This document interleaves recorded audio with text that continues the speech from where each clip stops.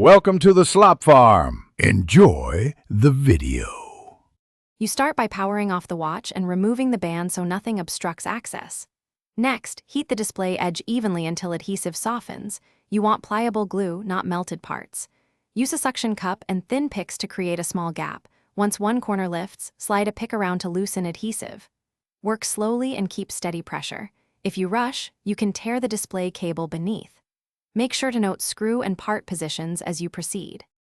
Once the screen is lifted enough to access internals, secure it with a small sticky tab so it doesn't flop back.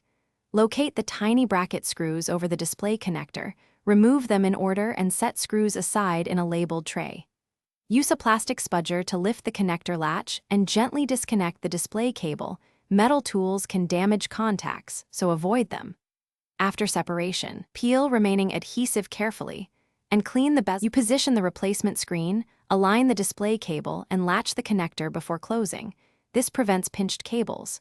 Reinstall the metal bracket and screws exactly as removed to maintain grounding.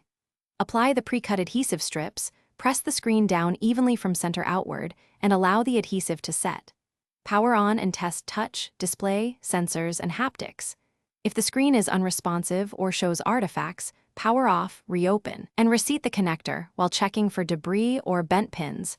That single reseat fixes.